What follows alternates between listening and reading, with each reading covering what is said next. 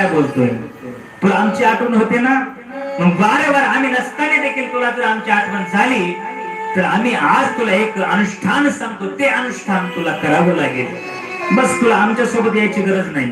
अहो महाराज मला येऊ द्या तुमच्या सोबत. नाही, तुला आमच्या सोबत येता येणार नाही. का येता येणार नाही? तर एक तर तुझ्या पित्याचं छत्र निघून गेलेले, म्हणजे आईला आधार फक्त तुझा. आणि तू जर आमच्या सोबत आला तर तुझ्या आईला आधार कोणाचा?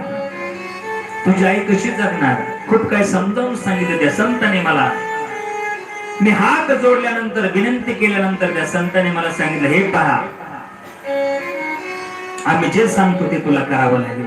आमची आठवण जर तुला येऊ द्यायची नसेल, तुझं अंतःकरण चित्त स्थिर ठेवायचं असेल तर तुला एकांतवासामध्ये पद्मासन लावायचं आणि दररोज ओम नमो भगवते वासुदेवाय या द्वादशाक्षरी मंत्राचा तुला जप करावा लागेल. मग तुझं चित्त स्थिर होईल, तुला आमची आठवण होणार नाही, नित्य आमचं तुला दर्शन होत राहील. तर याकरता तुला पद्मासन लावावं लागेल, एका आसनावरती बसावं लागेल आणि ओम नमो भगवते वासुदेवाय या मंत्राचा जप करावा लागेल. हे सगळं मी ऐकलं, तो मंत्र घेतला, किलकिल्या डोळ्याने त्या संत महात्म्यांना गावकऱ्यांसोबत निरोप दिला. जिथपर्यंत ते संत महात्मे दिसत होते तिथपर्यंत मी त्या दिशेला पाहत राहिलो. संत महात्मे दूर निघून गेले. मी आपल्या झोपडीमध्ये आलो, आपल्या घरी आलो. घरी आल्यानंतर त्या संत महात्म्याची आठवण मला वारंवार होऊ लागली. मी एक आसन टाकलं, त्या आसनावरती बसलो, डोळे बंद केले आणि त्या संत महात्म्याचं ध्यान करत करत ओम नमो भगवते वासुदेवाय, ओम नमो भगवते वासुदेवाय, ओम नमो भगवते वासुदेवाय या मंत्राचा जप करू लागलो. आणि जप करत असताना मला असं वाटू लागलं की देवाची आणि माझी, संताची आणि माझी आता भेट होते. पण अचानक व्यक्ती आला मध्ये.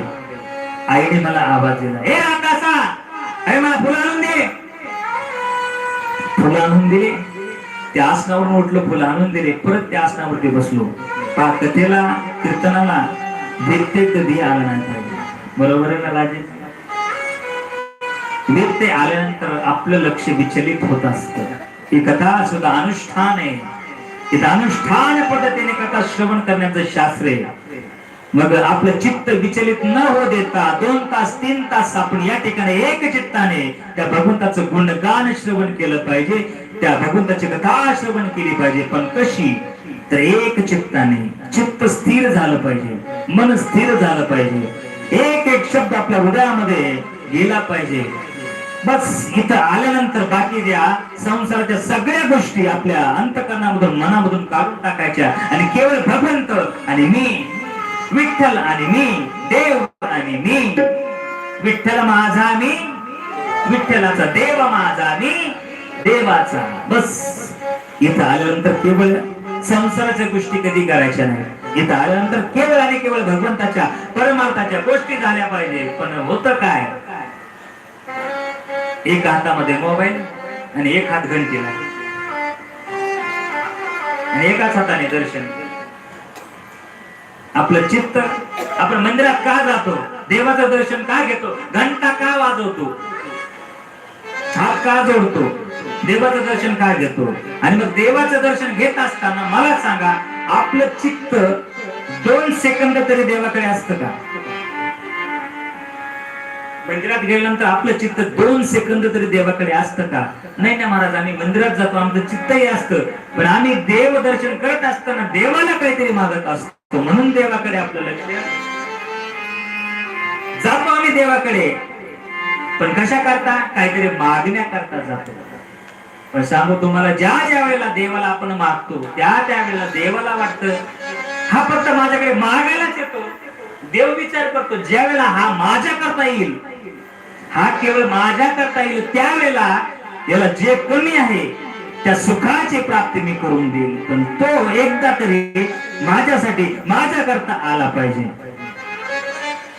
आणि म्हणून सांगितलं महाराज की रात्रंदिवस आपल्या मुखामध्ये भगवंताचं नामचिंतन घडलं पाहिजे.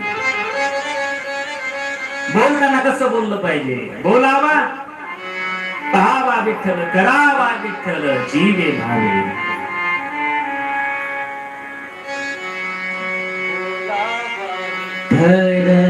पाहावा विठ्ठल,